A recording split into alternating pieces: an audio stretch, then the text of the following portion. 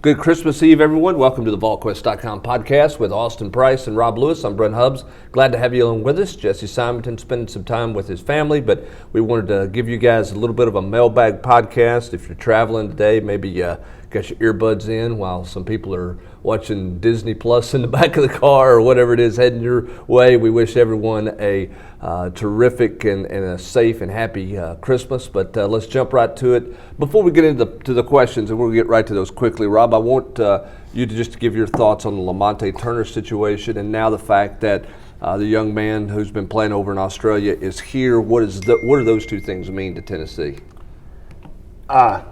First on Lamonte, just a bizarre situation. I talked with Rick since the fact. Rick didn't know it when Lamonte went into the press room and made that announcement. He was caught off guard.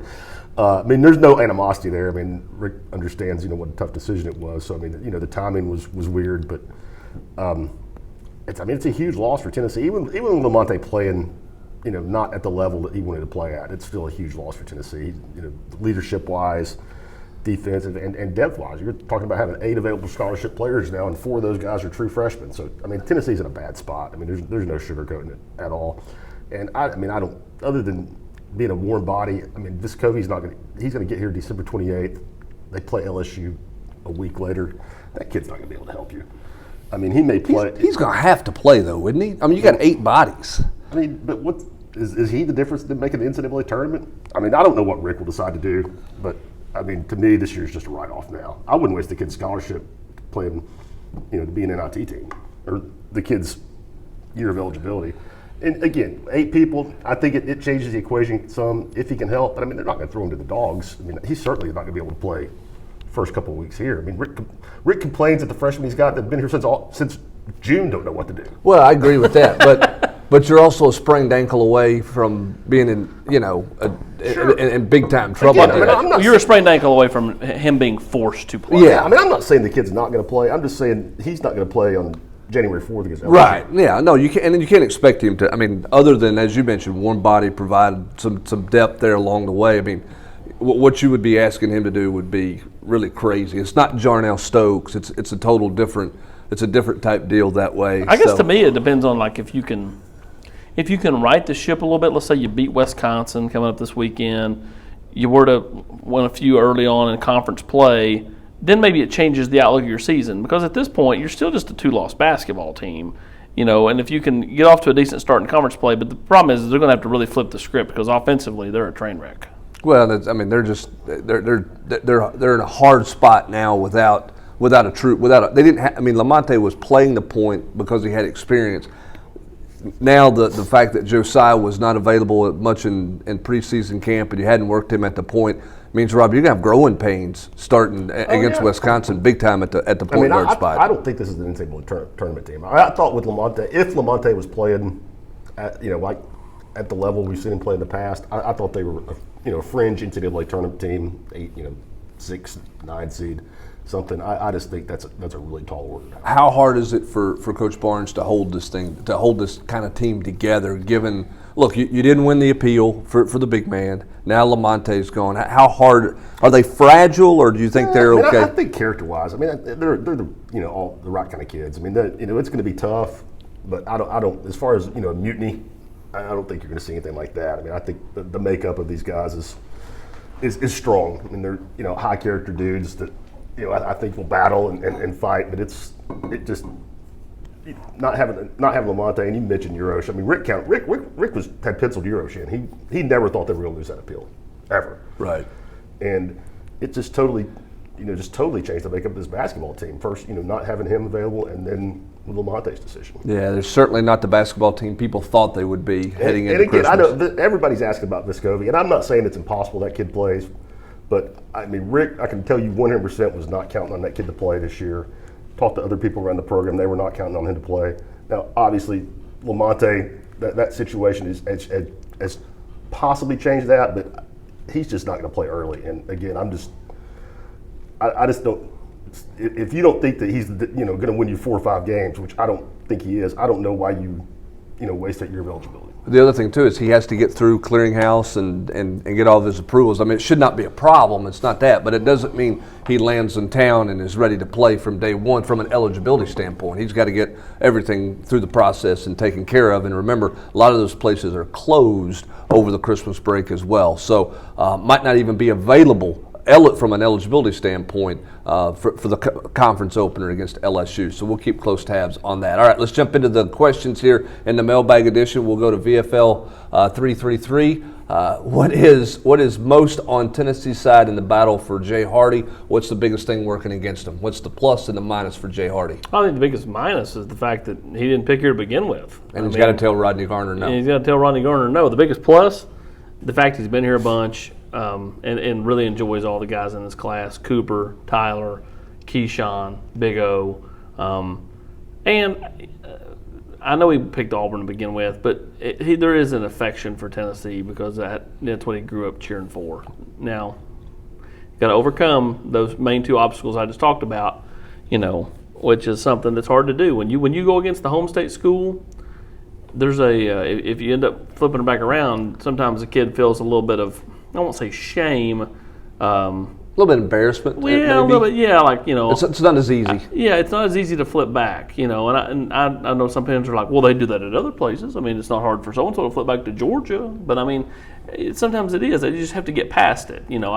I maintain that Tate Ratledge was probably not ever coming here, but I think that the embarrassment of spurning the school that you grew up cheering for, that your family loved so much, that your grandma loved so much, that your dad loved so much, it hurt Tennessee to a degree. Yeah, I don't disagree with that at all. I will say the one other thing going for Tennessee in their favor is they've got some in-home visits to play with. Yeah, the head coach has not been in the house. Yeah, that's right. Jeremy's not been in the house. Malzahn has, right. And so the Auburn shot their shot. He did not sign early, and I know he's told some people, well, I wanted to sign early, but I was at that basketball tournament. Yeah, okay. I mean, you can send that LOI in from any place on the planet as long as you got a wireless or internet connection. So, he chose not to sign on purpose. Tennessee's got a shot here, and now they're going to have to figure out how to shoot their best shot coming up in the month of January. All right, LKW19, does Tennessee end up with a 5-star in this class? I'm going to say no unless somebody changes a ranking. Yeah, I think that Harrison Bailey's going to end up as a 5-star because okay. Chad's already said that he's advocating for it. Mike Farrell is made comments to the similar. If the guy that recruits your state or that works your state in the recruiting cycle, and Chad, and then the guy that oversees it is saying that, then I think Harrison Bailey ends up as a 5-star. All right, let's go to Bassmaster Vol. Any new targets for February? We've talked a little bit about the receiver in Rock Hill, South Carolina. Kind of mentioned his name. You had a thread, Austin, on that on Sunday night, I guess it was. Sounds like that one might be intriguing for Tennessee because they got some different playmakers out there for them offensively that they're going to recruit in the January period. Well, correct. Corey Rand being one of them, the former Georgia signee, but Ja'Cory Caldwell, and he's somebody I'm still trying to figure out, how has he been this undervalued across the board? He plays against decent competition there at Northwestern, over there in Rock Hill. It's a bit befuddling to me. Now, he doesn't put up huge numbers, but a lot of that, I think, is the offense that he plays in, so on and so forth. But he's definitely someone who's impressed a lot of teams down the stretch. But this is also that time of year where teams, start looking for the diamonds in the rough. Overvaluing some guys, too. Yeah, they overvalue some guys. And I'm not to say that he may be the next Jerry Rice or next Randy Moss. But I'm just saying, when you look at and you go back to Jeremy's first year, the kids they signed late in the game, Karak Garland's turned into a little solid player, for a guy that was kind of, we'll take him because we got spots, Cedric Tillman took him because he had spots. Right. Tennessee, I think, is going to be very selective with these 4 spots. Obviously, Jay Hardy's got one. Dee Beckwith has one. After that, I think it might be best available / transfer. All right. Let's go to Big Orange Warrior. Rob, would the ideal scenario be for Jerry Garantano to start and have Harrison Bailey play in 4 games in redshirt next year, or do you think Bailey actually competes for the job? I think, if Jared builds on what he did this year, I think ideally you never want to start a freshman. I don't care, how good they are, but I think what we've seen with this staff, he'll definitely have a chance to compete for the job. Now, how realistic is it that he really provides stiff competition? I don't know, but I mean, getting here in the spring is always big. Kid's obviously talented, but I'll be surprised if Corentano's not kind of firmly entrenched. I expect Shrout to transfer. That's your pick? Yeah, that's my pick. I mean, just based on the fact he played very little this year, and showed just enough on tape that, he might get somebody to take a flyer on him on the promise that he has out there, the big arm. I think Mauer's entrenched here for now. I mean, if he loses out to Harris, I think anytime you have a quarterback room, if an older guy loses out to a younger guy, the older guy's he gone. So I mean, like for right now, Mauer's entrenched. Of course, Harrison Bailey. To me, like, what's Kasim Hill do? Kasim Hill played at Maryland. He's here now. I don't see him being a real factor. That was always bizarre. I look at maybe position change for him. I don't know. I think that whole quarterback room in the spring is going to be fascinating. Look, Harrison Bailey is going to have a chance to compete because everybody's going to have a chance to compete. Yes. I think the redshirt rule could certainly fall into his favor. Oh, yeah. With the 4 games, I think every coach would love to play that scenario where you play a guy in 4 games or 3 games, get his feet wet. You don't have to worry about him losing the year, but you can get him some quality. Well, it's like Jimmy work at some Holiday. time. I mean, like Jimmy Holiday's going to be an interesting case because if you roll out there and you run some Wildcat every game and he's your Wildcat guy, What's fascinating, you're right. What's fascinating about the quarterback deal, a lot of times in these, when you got a crowded room, Rob, the room doesn't get crowded until the summertime, and so everybody kind of spends the summer sort of sizing somebody up. You're going to see everybody in the spring, from Holiday to Bailey to Shrout, Mauer, Garantano, Kasim Hill. Everybody is here in the spring, so you're really going to size everybody up, and then that's going to make May and people's decisions, I think, really interesting. I couldn't agree more. That's something you don't normally see, And to me, I mean, Holiday might be the wild card there. I mean, I agree with AP that right, as of now, I think Mauer's entrenched, but if he comes in here and blows people away in the spring, maybe Mauer's thinking he's got a decision to make. All right, let's go to 10 Vol 2004. Does the staff regret not taking Jamiri Butler even after getting Morvin Joseph? Will J.J. Peterson be able to lift without shoulder issues restricting him this offseason? And do you think he's getting any better? And what should the expectations be for the football team next season? Let's start quickly with Butler Joseph. I don't think they have regrets because they cut him. Yeah, that's right. I think that maybe they might have had regrets had they not landed Morvin Joseph, and of course, they obviously didn't land Kyrie Coleman, but I don't think that they have it now that they landed Joseph. As for J.J. Peterson, physically he's better. We'll see where he's at. I do think he's going to have a chance to have a legitimate offseason and a legitimate spring practice for the first time in his career because he's a guy who lost apparatuses on the practice field. He was losing braces as the season went along. He's gotten a ton of work through this fundamental stuff. The first part of bowl practice here, so he should have a complete winter workout. Expectations for this team next season? Well, you lose a ton of production. I think nobody wants to hear it because nobody wants to go, well, it's about what they did this year. I think 8-4 would be, it's one better than this year. And again, your schedule's a little bit tougher because you have Oklahoma, but I do think having Georgia later in the year helps because all of a sudden you don't have that kind of middle of the road gauntlet that you have the last several years. And if you can somehow find a way to win at home early in the year against Florida, you're probably going to play for the East later in the year because, even if you lose to Alabama, you're likely going to beat Arkansas. And if you take care of the teams that you beat this year, then you potentially play Georgia for that East crown later in the year. I think 8-4 is pretty realistic. I mean, yeah, that's probably where I'd put him right now too. I mean, you're going to have to pull one out that nobody thinks you're going to. If I think the question is going to be, how do you manage the offense early in the year until you get some receivers really going? Or does Brandon Johnson suddenly take off? Does Palmer take off? You're just losing kind of the go-to weapons there. Or does D'Angelo Gibbs live up to all the hype that he's created playing scout team this year? Well, does Brandon Kennedy win his appeal? They certainly expect him to. Does Trey Smith stay? What kind of transfer do you get? What kind of impact do you find at the inside linebacker position to replace Batuli? Yeah. And then what do you do at safety and with the loss of Nigel Warriors? Who's going to be the edge guy? I mean, I That's know a big question.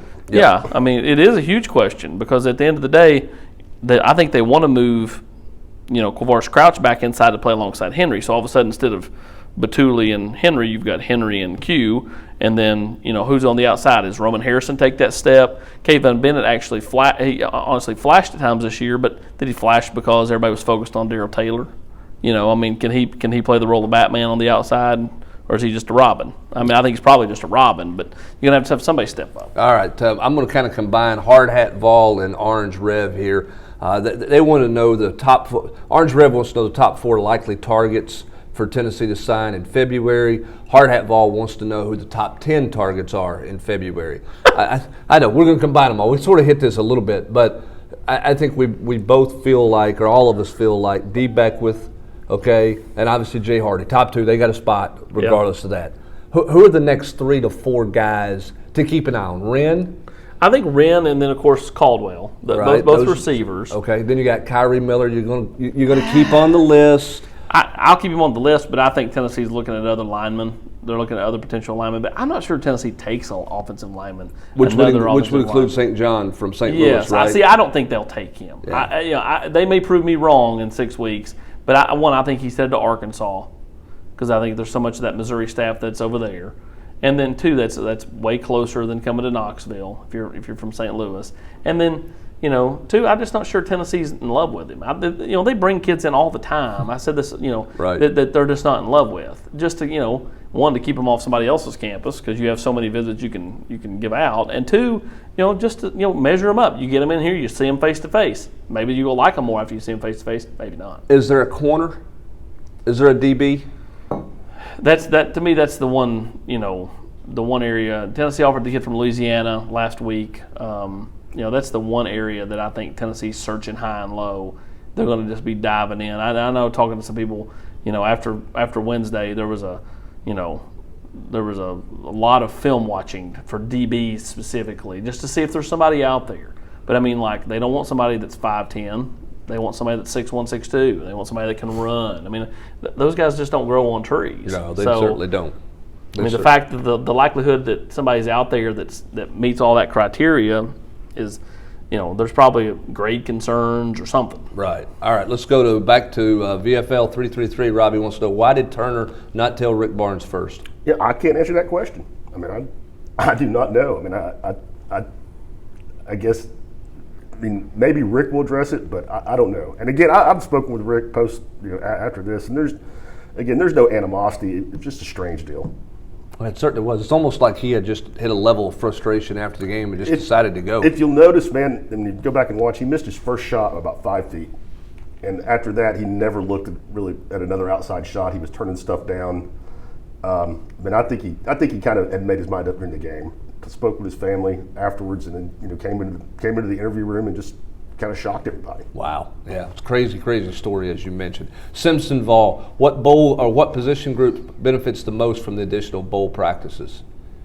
I'm going to say the offensive line because they've got guys injured or guys that transferred. Guys that transferred, so it's forced them to work Jerome Carvin so much more at center. It's gotten Calvert more reps. It's gotten Jameer Johnson back 100, closer to 100% healthy. So I think that Tennessee, if you're going to be down 3 linemen, you needed those additional bowl practices for that group. Now that's for this bowl game. That's not necessarily long term. That's the bowl game. I think for a group that needed it to springboard to next year, it's got to be the tight ends for me. You got some young guys there, whether it be Jacob Warren, whether it be Sean Brown, Jackson Lowe, that did very little or absolutely nothing this year. And this type of work, to me, has got to be a huge springboard for them heading into 2020. Because otherwise, you're looking at a group that you signed 2 guys a year ago. If neither one of those guys factor at all next year, then that's a whiff. And I'm not saying that you have to, 2 years in, you've got to be catching 15 or 20 balls. I'm just saying you've got to be a factor. You've got to be a factor as a blocker. You've got to be a factor in the 2 deep. You don't have to be a starter. I think that's unfair, but I think you've got to, they give those guys little to nothing this year, and I would lean more towards nothing. Yeah, I don't disagree with you there. That's to springboard forward. I would take the offensive line for the bowl game, but tight ends for the springboard forward. All right, volunteer to 87. I know it's unlikely, but pick a 1 3-star from this class that would most likely be a first-round pick in the NFL draft. All right, here we go. You got Jabari Small. You got Reginald Perry. I'm going to say Reginald Perry just based on the fact that it's such a position of need in the NFL. If he indeed becomes an offensive tackle. Jimmy Holiday's a candidate. Whitehead's a candidate as 3-star guys. T. Hodge, Spraggins, and Kyrie Miller if he's in this class. I'm going to go Spraggins. Spraggins. Guards are hard, but I just think that he's kind of got. I mean, if you watch his film, he plays past the whistle a lot of times. But he's a guy that just is mean. He's relentless. And he plays the game with such a mean disposition that the fact that he's not had anybody in his family go to college. This is going to be a big deal for him. I think he lays it all on the line. I think he's going to give you everything he's got. All right, Smokey 4319, Rob, what's your top 3 favorite Christmas movies, and where does Tennessee finish in the National Signing Day rankings in February? If you want to opt out of the Christmas movies, just say Die Hard and where they're going to finish in the rankings. Christmas Vacation, Christmas Story. And Die Hard. Die Hard's not a Christmas movie. Sure it is. Why not? It's a Christmas movie. All right. I'm going to lean on Jesse and Austin. I'll say number 9. You think they'll stay 9? I think they'll finish 11th. Well, it depends to me on who they add. If they're able to flip Jay Hardy, then that's going to be a substantial bump in points. And if Bailey goes to 5-star. Yeah, if Bailey goes to 5-star. So what's your pick? I'm saying 11. I'm going to split the difference and go 10. You're going to say 10, a top 10 class. All right, Go Vols 21. Who is Tennessee in good shape with in 2021 in the state of Tennessee? And are they in the driver's seat for anybody? I don't know if they're at this point if they're in the driver's seat for anybody. Who do you like in this 21 class in state? Well, I love Andre Turntine at Ensworth. I think he's a really good player. I think I like Dietrich Pennington a lot, but that one seems like it's gonna be very low key, and it's gonna be a lot of information. Not gonna have a whole lot of information out of it. Dietrich's kind of that kind of kid, but Tennessee's made Memphis a big priority. Would be shocked if that's not the case going forward under Jeremy Pruitt, but I do think they'll have to recruit Nashville a lot more in 2021. Obviously, the kid at the tight end over there at Ravenwood, Briggenstool, is a kid that I think is a good-looking player. Hudson Wolf is probably going to be the top. He's the top-ranked player in the state, I do believe. I like his game a lot. He's a bigger tight end, more of a traditional, tight end. And then, the one area where I think Tennessee is weaker this year for 2021 is East Tennessee. I was getting ready to mention after a couple of really good years. Yeah, there's just not locally. It's pretty lean. It's very lean next year in 2021. So how good is the kid up in Bristol, the safety? Is he somebody that Tennessee's going to? Yeah, I mean they've offered. I mean I think they want to get him down here for camp. Yeah, I think you got to see him a little bit. I mean and watching him play in person. He'll play physical. I don't know what they were trying to do with him on offense at Tennessee High. He played really much just see ball, hit ball, straight down. Of course, he's playing against the Georgia Tech type of offense that Gibbs runs. So it's hard to see how he would play in space. I think they definitely want to get him to camp, but that's one to keep an eye on because his stock, everybody's intrigued by him and by what kind of athlete he is. Bronco Vol, what was the tipping point for Morven Joseph? You talked to him on the Nation. What do you think? Because we heard part of the family was FSU, part of the family was Tennessee. Why is this Tennessee? Just because he felt like the staff was genuine, liked their pitch, wants to play early. Told me last night on the Nation that he knew 2 weeks ahead of time, which he did the interview with me about 6 or 7 days before he announced. I actually looked back and it was the 10th, so that was 8 days before he announced. I said 6 on the general scores, but when I went back and looked, it was actually 8 days. Wow. And so, I mean, I just think he, just felt comfortable here. And as he said, he goes, I went to Florida State. None of them compared to the Tennessee official. All right, J.L. Tucker, assuming Banks is reinstated, break down the linebacker position heading into next year when you talk about starters inside and outside, maybe what the 2 deep looks like there. I think it's pretty simple. You had Henry T in there is entrenched in the inside. Yep. Do they move Crouch to the inside? I think that makes the most sense. Yep. And then I think on the outside, Bennett, Harrison, and anybody else with a pulse is going to have an opportunity. Yeah, correct. I mean, can any of those guys like a Tyler Barron come in and can he play outside? Now, if Banks is reinstated, do they leave Crouch outside? Can you trust Banks well enough if he's reinstated? See, I'm going to go no. I think you still move Q inside, and Jeremy Banks is a guy that is a nice piece to plug in when one of those guys has to come out. Yeah, I just think Crouch looks much more natural. I do too. Inside. Again, where's those outside guys is going to be really, really intriguing to see kind of what that looks like moving forward. All right, Cajun, Hardy, yes or no? Not ready to make that call? No, I ain't making that call. All right, any chance Jordan Allen contributes in the future? I don't see that one. Well, that's one, though, that you potentially on the outside, you really need to see some development. I'm unwilling to be that judgmental on anybody like that. Well, that's true. Especially with this current staff, their development of guys, has been so good in my mind that, I was probably a year ago more judgmental on these type of cases, and I've learned with them not to be. Look at Nigel Ward's the most perfect example. That's why I said this on the Nation. I've said this on the General's quarters. Jeremy and them can tout the Eddie Jacksons and the Minka Fitzpatricks till they're blue in the face. They were first-round picks, but they were supposed to be. Nigel Warrior was an afterthought, and he got first-team All-SEC. I mean, to me, that's as good of a coaching job by Derek Ansley and Jeremy Pruitt as anything they've ever done. That's in my opinion. All right, starting offensive line, left to right next year if Trey leaves. Wanye's at left tackle. Left guard, we'll have to wait and see. There's some candidates there. Yeah. We'll have to wait and see. Do they go a transfer route? Is there somebody that they can? Yeah.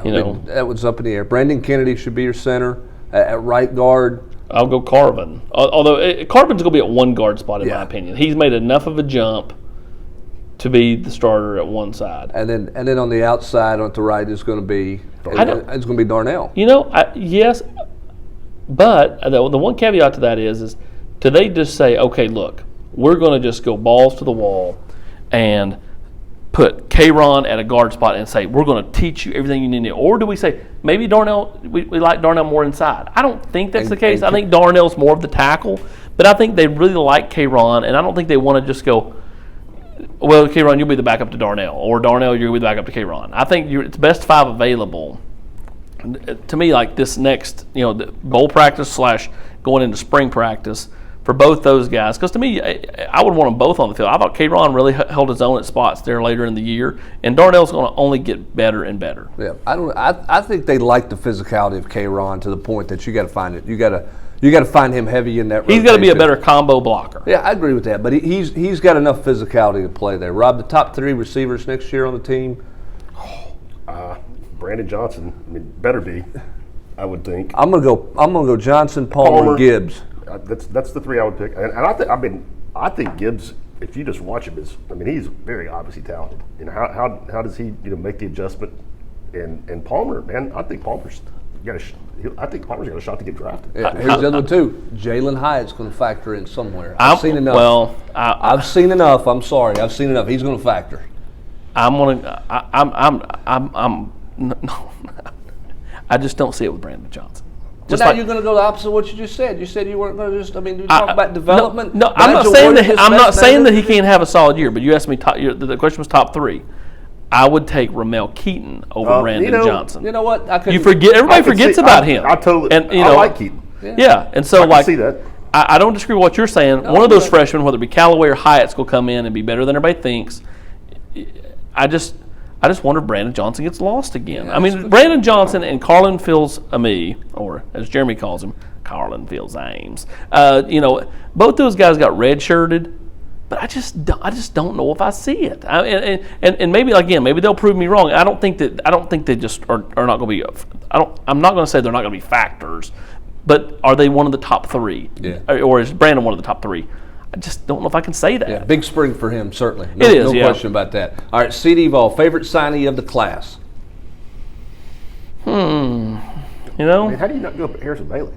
Guy you like. No. Guy you like personally. Let's do the personal. Let's don't talk about favorite signee from the standpoint of talent or this. Let's talk about a guy you enjoyed dealing with that's one of your favorites. Well, in terms of a dude. I'm not going to take. I'm going to take Cooper out of the mix because everybody knows I love the Mays family. Okay, we're going to take Uncle that. Austin. We're going to take that out of the mix. All right, Uncle. Who else you got? I really like Jimmy Holiday. I like that kid a lot. Yeah. Me, it's Spraggins. I had just the limited interaction I had with him. That kid wants to be here so bad. I like him, and I like Big O as well. Two great kids. I think here's the one thing I do like about this class. I like the families. I like the Hyatt family. I like the Thomas family. Obviously, I like the Mays family. There's some quality families in this class. I haven't dealt with as much as you have, but I like Demarion McDonald. Yeah. He's a really good kid to deal with. And same thing on the families. Yeah. All right, Deftones 11. What are the Tennessee's keys to beating Indiana in the bowl game? Just come out and be prepared. I think Tennessee's the better football team. I think they're the more athletic football team. And don't let all the distractions of you've had some transfers, you've had a couple of injuries. Don't let that distract. Yeah, I think I'm with you. I think that's the case as well. A couple more here, and then we're gonna wind it up. Austin, what kind of pay bump you expecting for Coach Yak? Don't you think it's going to have to? Well, he's making $450, I think now. I think he's probably going to go to $550. I think you're going to have to pay to keep him, don't you? Yes, I agree. I think that. In fact, I think that Jeremy knows this. I think Jeremy's been somewhat active and trying to go ahead and have discussions. But I also know that Coach Johnson is focused on this particular team finishing it out, and I think they'll shortly after the bowl game, Tennessee would get hard to work on making sure DJ is around to stay. Everybody wants to know about staff changes. We have a couple of different questions on here. I think you just got to wait and see how other staffs shake out. I don't think Jeremy Pruitt's necessarily going to walk through with an axe on a bunch of guys on his staff. Now, do I think there's a chance of some changes? Sure. I think that all depends on how some stuff shakes out around the country. Yeah, anybody that's on an expiring deal is apt to not be back. But I do think that Coach Pruitt is less likely to pull the trigger on some things than maybe he was a year ago / just a few months ago. I think that the continuity is a big deal when you look at Georgia and their lack of continuity the last couple of years. Alabama's lack of continuity obviously hurt them this past year, at least in most people's opinion. I think Jeremy sees that, hey, it's maybe not always the best way to go. But I do think that he prepares himself as if there is going to be 1 to 2 changes, just based off the fact that there are expiring deals, and people may come for a guy like Chris Rumpf, who's only got 1 year left on his deal. All right. We didn't mention Chris A in that offensive line. Where does he play? What kind of factor do you think? He's a guard. I think he's a guard all the way. No chance he plays tackle. No, right? No chance he plays tackle. And I think that they like him a lot. He's just got to let it become more natural. He's not been playing football a few years. I think a lot of the times he's so mechanical in everything he does that sometimes he doesn't just play. And so that, in my opinion, is a big deal. Yeah, I remember him at a camp where he said he was still learning what all the downs meant. And I'm not trying to be. He had offers at that point. Yeah. He didn't know that. Why do you think Tennessee hasn't recruited the Gibbs kid from Dalton? They got him up here. They liked him at corner. He didn't want to play corner. I'm not sure that the offensive staff likes him. I know he puts up 1 million yards, and he may go put up 1 million yards in college, but that don't always translate, to the college game. And hey, look, if you don't feel like a kid fits your system, you don't have to recruit a kid. Tennessee didn't feel like Elijah Young fit their system. That doesn't make him right or wrong. He may go prove you wrong at Missouri because you'll play against him every year, but you don't just take a kid because there's some kind of pressure because he put up 44 touchdowns in a year or whatever. Yeah. All right, last one. We're going to get out the door here. For many too young to remember, Major's 88 team, they finished that season 5-0 after the ugly start. Do you see parallels, similarities, and differences from that team to this team? And what was the major factor that led to that 5-6 team in 88 going to 11-1? I think the thing is they brought in some players in 89 who are really good players who came in and were huge factors after that 88 team. They moved some guys from offense to defense. They got some guys healthy after some ugly injuries. They made a coaching change there. There were a lot of factors that went into that 89 team was extremely talented. And so I don't think this team next year going into 2020 is going to carry that type of talent upgrade. Not that this talent's bad, but I don't think it's going to be the upgrade that you see or that you saw from that 88 to that 89 team. I just don't think that you're going to see that way at all. All right, last one, and then we are going, Austin. Last one for sure. This is a good one. I'm going to let you ask this one, okay? I'm going to ask this one. Behind-the-scenes recruiting story, your favorite, or your most intriguing one that you can tell from this past year in recruiting. Give them a little Christmas present here. Okay, so I want to hit the same thing we hit in the war room, because everybody wanted to understand what I meant when I said he said he was sleeping. Okay, so Jesse and I come over here the morning of the orange and white game. There was actually a Volquest member that saw us walking with Justin Rogers, after doing the video. So we go over there, we do the video, the whole thing. I edit it, give it to him. He's great with it. We'll do it at 5:30. 5:30 comes, no response. Yeah, this is happening. It's supposed to go release in the middle of the spring game. Oh, no, right before it starts. Oh, yeah, right before it starts. Yeah. That's right. No, nowhere to be found. Can't find him. Talk to somebody at UT. He's in the complex. Finally, I was sleeping. I'm going to do it later tonight. Later tonight comes around. All of a sudden he wants, the couple of highlights that I had in it changed to this type of highlight. So I'm like, okay, so I switch that. Okay, I'm going to do it later tonight. That never comes. I'm going to do it tomorrow, and that never comes. So people around him got involved and nixed the whole thing, basically, is what, suffice to say. So, a lot of times, we talk about it, recruiting is fluid. Shows you how fluid it is, because it was, it was constant, and Tennessee was talking to Justin Rogers 2 days before signing day. It was fluid. And he told him he wasn't going to sign with Kentucky, and I told somebody, the night before signing day, I said, I bet you Justin Rogers signs with Kentucky. That kid just was going to do it. And there was a moment we were heading to Dixon to see Trayvon Ripka. Yeah, that's right. A week, a little less than a week before he made his decision. We were going to do it on his little Pee-wee football field. Yeah, and so that's the thing when people say, give your prediction and everything, you have to be careful, because it's always changing.